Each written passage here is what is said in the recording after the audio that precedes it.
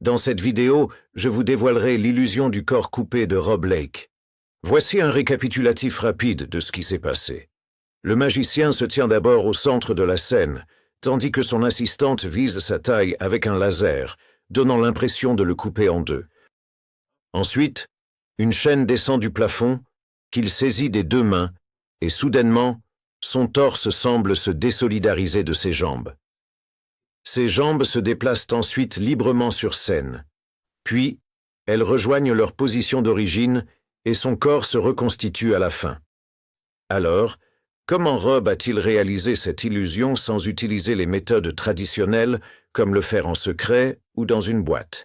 Voici le secret. Certains d'entre vous ont sûrement vu la fameuse illusion de Kevin James où il coupe son assistante en deux et le haut du corps semble totalement détaché des jambes, bien visible par tous. Pour cette illusion, l'assistante est en fait une personne amputée, sans le bas du corps. Mais Rob n'est pas un amputé. Alors comment est-il possible que nous puissions voir tout autour de lui? Vous pourriez logiquement supposer que Rob a ses genoux repliés, comme Xavier dans son illusion, mais dans le cas de Xavier, notez qu'il est allongé au sol. Vous pourriez logiquement supposer que Rob ait les genoux repliés, à l'instar de Xavier dans son illusion. Cependant, dans le cas de Xavier, il est important de noter qu'il est allongé sur le sol. La feuille de métal qu'il tient en dessous aide à maintenir ses genoux relevés, et à aucun moment on ne peut voir derrière lui, ce qui rend difficile de juger l'épaisseur du haut du torse. En regardant le corps de Rob, on voit que s'il pliait les jambes, il y aurait une énorme bosse de sa poitrine. Ce serait évident dès qu'il se détacherait. Pourtant, aucune bosse suspecte n'est visible. Deuxièmement, on peut clairement voir en dessous de lui, et si vous faites bien attention à sa position, essayer de replier ses genoux tout en s'agrippant à ses chaînes avec les deux bras n'est pas une tâche facile. Cela exercerait une énorme pression sur son corps. Mais on le voit à peine en difficulté pendant qu'il est soulevé, donc il nous manque quelque chose. Prenons du recul et concentrons-nous sur ses jambes. Il y a quelque chose de suspect à leur sujet. Au départ, son pantalon semble ainsi.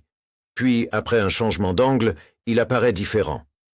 Cela suggère qu'un trucage cinématographique a eu lieu pour repositionner son corps et exécuter l'illusion. En d'autres termes, ce que l'on voit au début, quand il est debout normalement, et ce que l'on voit après le changement d'angle de caméra quand il se sépare, sont deux situations totalement différentes.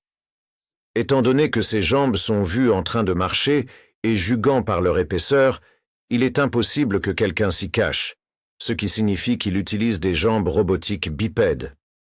Les jambes robotiques bipèdes sont des membres électromécaniques, maintenant l'équilibre et se déplaçant dynamiquement d'une position à l'autre sans tomber.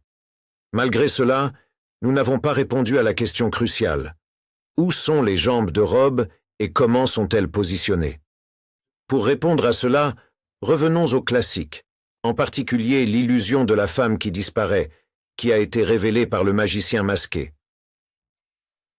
Le secret de cette illusion repose sur le positionnement du haut et du bas du corps. Le haut du corps repose à l'horizontale.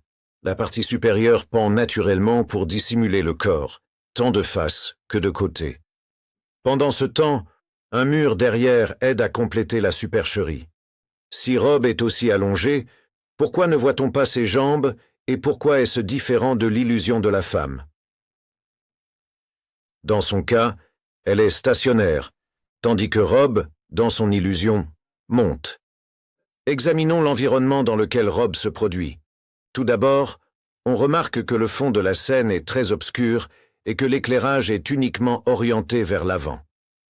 Deuxièmement, remarquez que son corps est positionné plus près de l'arrière de la scène que de l'avant. Ce qui se passe ici, c'est que son corps est dans la même position que la femme dans l'illusion classique, mais il est allongé sur une plateforme mobile verticalement, un peu comme le ferait un chariot élévateur.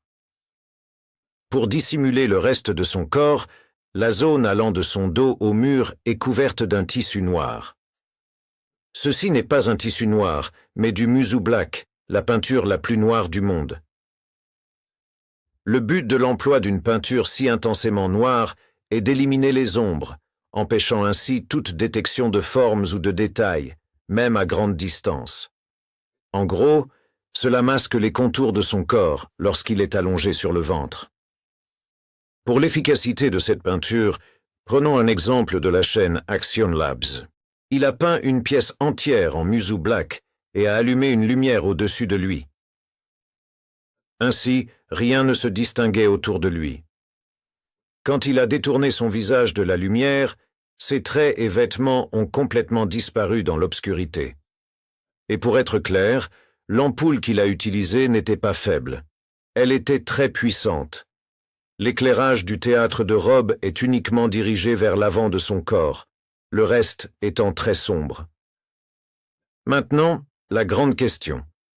Si ce système a du sens pour réaliser l'illusion à la caméra, où il peut couper la partie où il se met en position, comment pourrait-il faire ce tour devant un public en direct?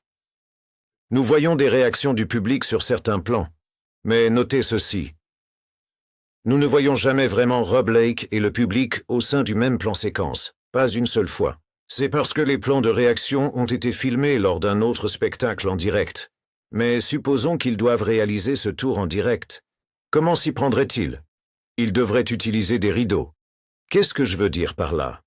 Voyez ce numéro de Penn et Teller, le grand bluff, où un magicien se tient initialement sur scène pendant qu'un rideau est tombé. Puis, après avoir présenté son tour, il passe derrière le rideau, se met en position, et c'est seulement là que le rideau est levé.